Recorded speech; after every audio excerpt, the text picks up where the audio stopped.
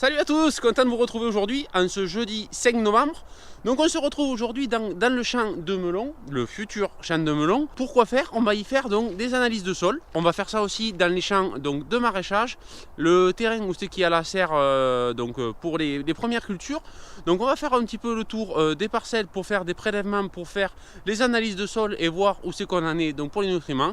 Bref, je vous explique tout ça juste après le jingle. C'est parti, on y va. Voilà, donc on se retrouve dans la parcelle précédente donc, où c'est qu'il y avait des féveroles. Vous le voyez un petit peu sur le côté, il reste encore un petit peu des féveroles qui sont ressortis. Donc là, c'est des parcelles voilà, que j'ai en rotation donc, avec les melons et les cultures donc, de céréales. Donc ça, c'est un terrain irrigable. Et donc l'année qui vient, donc en 2021, on va y mettre donc, les melons dessus. Pourquoi? Parce qu'on peut rester que 2 ans en bio sur une parcelle. Pour les cultures, donc je suis obligé de changer, et puis bon, c'est toujours bon de changer, mais pour ça on va faire une analyse de sol pour voir ce qui reste à l'intérieur du sol, parce que la situation a fait qu'on a fait donc une céréale derrière les melons, donc qui s'est plutôt bien passé avec les restitutions d'engrais des melons qu'il y avait, où c'est qu'il y en a un petit peu pas mal, et là on a des féveroles, donc un précédent féverole, donc l'année -1, où c'est qu'on n'a même pas moissonné dessus. Donc l'intégralité de la parcelle, donc je pense que vous vous rappelez, il y avait des très belles féveroles là-dessus, ont été détruites et enfouies dans le sol. Donc tout cela va faire un petit peu des restitutions donc, d'éléments pour le sol.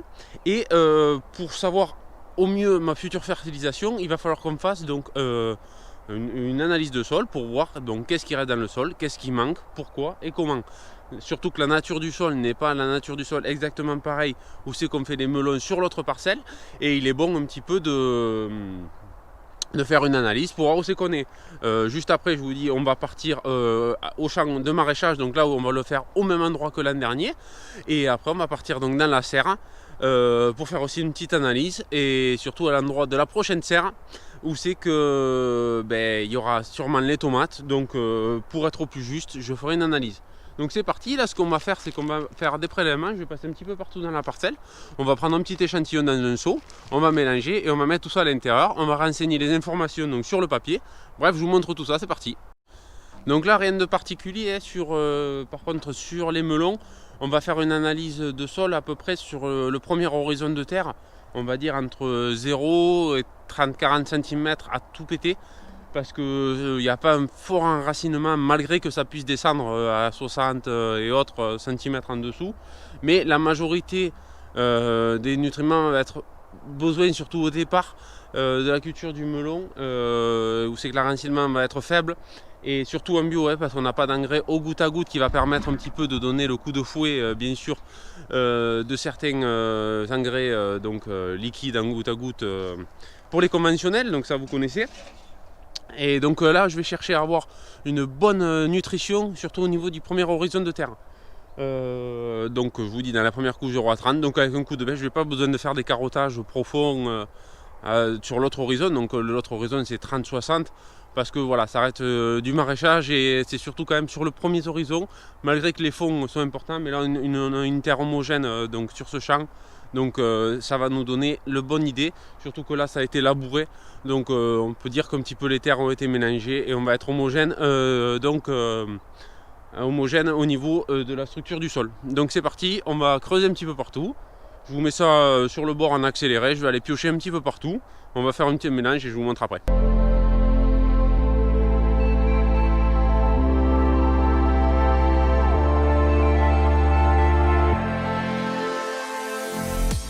Bon voilà, vous avez vu, j'ai fait pas mal de prélèvements, j'ai dû faire une quinzaine de trous à peu près partout dans le champ, donc dans la partie haute et dans la partie un peu plus basse. Donc voilà le résultat.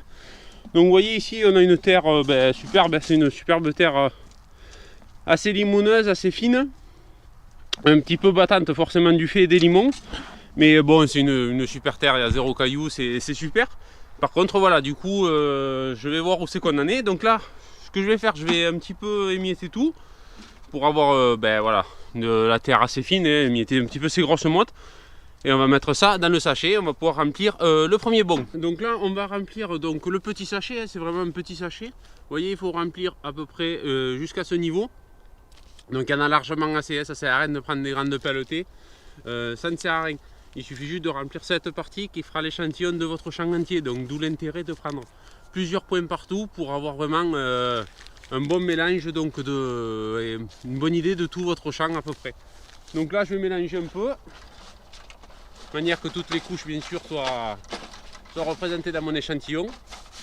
Donc après je vais vous expliquer quelques trucs au niveau donc, de l'analyse, mais on regarde ça quand on fait le ticket, parce qu'on peut demander plusieurs types d'analyse, donc on va voir ça directement. Hop, allez voilà, j'ai fait mon mélange.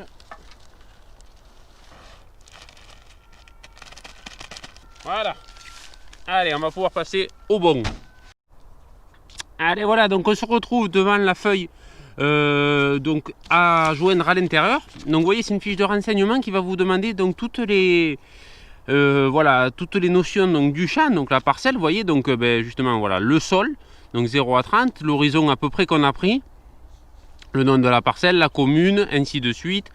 Après on marque aussi les habitudes, donc comme vous le voyez au niveau de mes doigts, est-ce que ça va être un sol qui va être en irrigation ou pas, est-ce que c'est un sol battant, est-ce que c'est voilà, donc plein de petites choses qui vont aider un petit peu à l'interprétation après des résultats par rapport à ce qu'on a besoin, voilà, exactement ce qu'il y a eu, vous voyez, les rendements des précédentes cultures, les apports de phosphore qu'il y aurait pu avoir et autres. Donc après surtout un autre point, donc c'est les types d'analyse qu'on veut. C'est-à-dire, est-ce qu'on veut une analyse type chimique et physique, c'est-à-dire bon, les éléments nutritifs bien sûr et les petits éléments, et ainsi que la structure du sol. Est-ce que vous avez besoin de savoir si c'est des argiles? Est-ce que vous avez besoin de savoir la taille de vos molécules de terre? Enfin, plein de choses, voilà. Pour les vitis, bien sûr, viti arbo, ça fonctionne à peu près pareil. Pour les maraîchers, et bien sûr les espaces verts, s'il y a besoin de faire du gazon ou autre. Donc du coup, je commence à remplir tout ça. Derrière, bien sûr, il y a des codes de culture pour savoir les cultures qui arriveront donc en suivant. Donc vous voyez, choux, betteraves, aubergines, carottes, melons, ainsi de suite. Donc on regarde tout ça, je remplis et je vous remontre.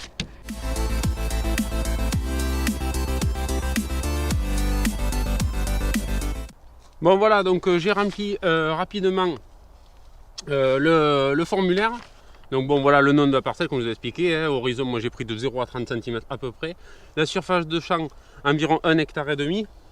Donc le système de culture actuel qui aura, donc ça va être du melon. Là j'ai mis mes précédents, donc melon, blé, féverole. Bien sûr j'ai fait une faute, on a fait ça propre. Et après les comportements du sol, donc avec irrigation, un sol assez battant du coup. Pas du tout un sol tassé, ici il n'y a pas de problème. Profondeur du sol, c'est un sol très profond ici, on peut y aller, on peut descendre. Et charge en cailloux, nul, quasiment zéro. Donc moi j'ai demandé uniquement une chimique. Chimique, attention, c'est juste pour savoir les éléments chimiques du sol, donc c'est-à-dire tout ce qui va être phosphore, potasse, bore, ainsi de suite. Voilà, physico-chimique, donc je vous rappelle c'est granulométrie, voilà, composant du sol. Et après donc chimique forcément, ce que je vous ai dit. Donc voilà, je vais finir de remplir donc voilà mon adresse, mon technicien et autres. Mon technicien c'est mon référent on va dire à la COP, voilà, il n'y a personne qui me suit en direct. Et voilà, ça sera fait pour ce champ et on part à l'autre. Bon, next, deuxième parcelle. Là on se retrouve du coup devant la parcelle de maraîchage. Je sais pas si vous arrivez à la reconnaître. C'est vrai que ça a changé depuis cet été, forcément, vous voyez les herbes un petit peu repoussées. Donc là, vous voyez, c'est là où il y avait des tomates attachées. Donc vous les voyez un petit peu sûrement. On a mis beaucoup de temps avec Mélodie pour nettoyer tout ça. Parce que les tomates sont reparties un petit peu. Tous les roseaux étaient quasiment tombés. Franchement, pour ceux qui ont vu les snaps un petit peu, vous avez vu, c'était vraiment très compliqué. On a mis quasiment plus d'une grosse journée pour enlever toutes les ficelles. Parce que moi, j'enlève toutes les ficelles. Comme je ne sais pas trop si c'est dégradable ou pas, je préfère les enlever. Surtout qu'il y en a qu'on peut récupérer, donc ça nous évitera ça. Donc on a enlevé tous les roseaux. Donc ça nous a pris un temps fou. On a eu un temps très mauvais. Donc voilà pourquoi encore j'ai pas fini. Après là oui, j'avais aussi broyé donc tout ce qui était les aubergines, les poivrons. Qu'est-ce qu'il y avait d'autre? Les tomates aussi qu'il y avait là. Donc tout ça c'est à finir encore de nettoyer. On n'a pas encore fini. J'ai stoppé un petit peu le nettoyage parce que bon, entre les travaux de champ et les conditions ultra sèches qu'on a, j'ai toujours pas semé encore, c'est normal. Bon, moi je suis pas pressé ici, hein, Début novembre, ça va, ça passe largement. J'espère que d'ici la fin du mois, quand même, il va nous faire 4 gouttes, que je puisse commencer à semer. Parce que là, c'est super dur et je cherche même pas à enlever le plastique. Donc voilà pourquoi. Je sais pas si je pourrais vous sortir cette vidéo à temps, donc j'en sais rien.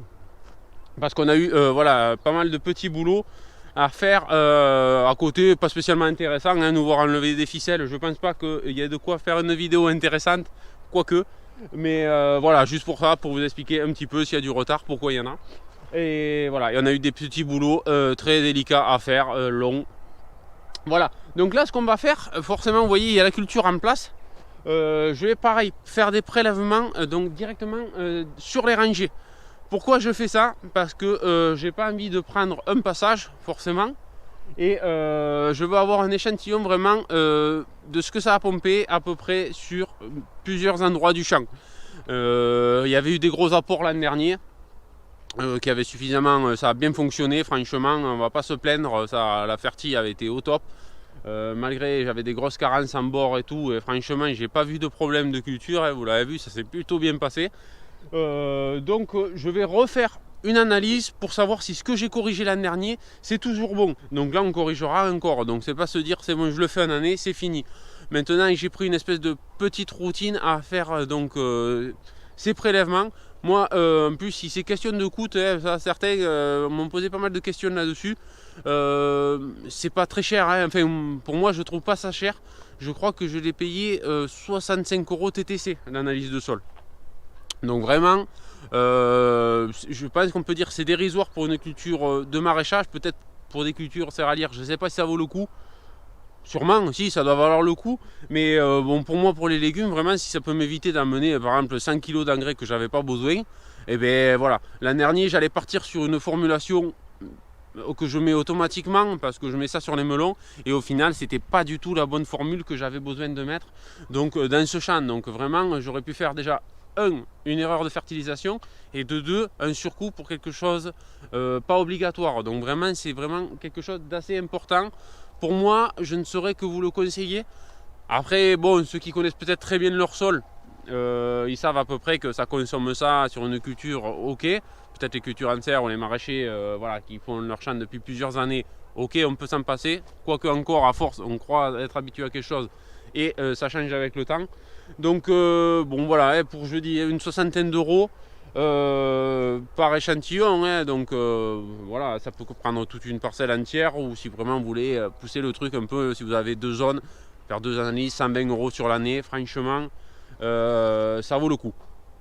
Donc c'est pour ça que là je le fais sur toutes les parcelles où c'est que je vais avoir des légumes ou approchants, c'est-à-dire melon, voilà, tout ça c'est pareil. Malgré que voilà, il va y avoir des pommes de terre, des tomates, des aubergines, des choses qui ne se comportent pas tout à fait pareil au niveau fertilisation, sûrement j'en passe, aubergines et autres.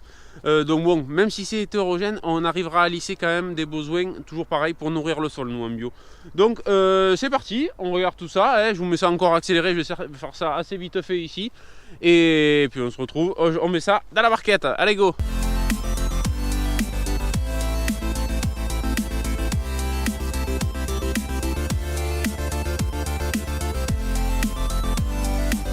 Bon allez, ça y est, j'ai fait donc le prélèvement. Donc là vous voyez la terre, déjà ça n'a rien à voir avec tout à l'heure, hein. Là on est sur une terre qui a beaucoup plus d'argile, pas mal de cailloux, des petits cailloux, hein, c'est pas bien gênant. Vraiment au contraire, c'est plutôt du bien, ça réchauffe assez le sol, ça draine aussi. Donc là c'est plutôt des sols, vous savez à côté on a une gravière, une ancienne gravière, donc on a plein de petits graviers drainants, donc c'est pas gênant, c'est vraiment pas gênant sur ce point là.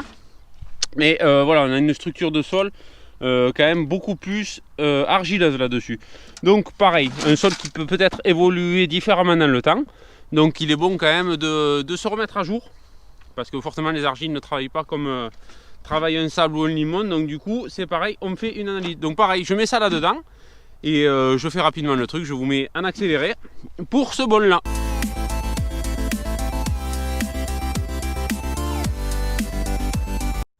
Voilà pour cette troisième parcelle. Donc aussi il est des fois important de signaler un petit peu la température de prélèvement à peu près du sol. Enfin du sol ou du moins de l'air ambiant. Parce que des fois si vous avez des analyses qui vous donnent à peu près la teneur en azote du sol, selon les méthodes de prélèvement, la teneur d'azote va pouvoir changer d'un type d'analyse à l'autre dû à la température de prélèvement du sol. Donc bon, même si l'azote organique, on va dire qu'il faut en tenir compte, oui et non, parce que des fois, en fonction de la température de prélèvement, les résultats peuvent changer de l'un à l'autre.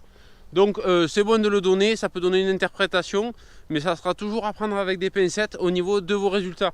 Il faut plutôt le raisonner avec le phosphore et la potasse principalement, sachant que l'azote en bio est un sujet un petit peu compliqué à appréhender, parce que les restitutions, des fois, si vous faites des engrais verts et autres, peuvent être décalées selon la date, la température de prélèvement et l'état de dégradation de vos éléments dans le sol. Donc il faut le voir un petit peu plus globalement. Donc maintenant que c'est fait, on prend la direction de la dernière parcelle où c'est que je vais faire des prélèvements cette année. Donc c'est la serre, c'est parti, on y go. Bon, troisième parcelle. Vous voyez, on est à la serre. Vous voyez au fond, on a déposé la nouvelle. Bon, ça je vous en parlerai un petit peu plus tard forcément. Je pense que c'est une vidéo attendue un petit peu. Là, je suis encore en train de faire les formalités donc avec la mairie. Donc je ne peux pas encore la monter tant que j'ai pas fini de tout remplir. Donc ça, bah, de toute façon, ça arrivera. Je sais que c'est attendu. Vous pensiez que ça allait être celle-là, je suis sûr. Mais non, c'est pas encore prêt de suite. C'est pas grave, on a encore le temps pour la monter. Mais promis, je vous fais une belle vidéo. Donc là, on reprend. Je ne sais pas si vous voyez un petit peu dans la serre là-bas, il y a les engrais verts qui sortent plutôt pas mal. Plutôt pas mal. Et d'ailleurs, peut-être je vous le mettrai à la fin de cette vidéo rapidement sans discuter. Je vais semer l'autre partie, vous savez qu'on n'avait pas fait. Et parce que il doit pleuvoir normalement ce week-end. Donc je vais essayer de le tenter cette fois-ci. Donc je vous mettrai ça rapidement à la fin pour voir comment je sème ça. Et là c'est parti. Donc là par contre je vais faire un prélèvement donc, sur cette parcelle. Donc vous voyez, ça va attaquer donc de la serre là-bas jusqu'ici. Donc elle arrivera à peu près jusqu'à là. Donc vous allez voir un petit peu pourquoi je le fais là. Parce que tout simplement les tomates vont enfin déménager de cette serre et vont venir dans cette partie. Donc je vais faire une analyse sur cette partie. Alors que dans la serre, je vais la laisser tranquille se reposer. Ou on y plantera autre chose, mais rien à voir avec des tomates.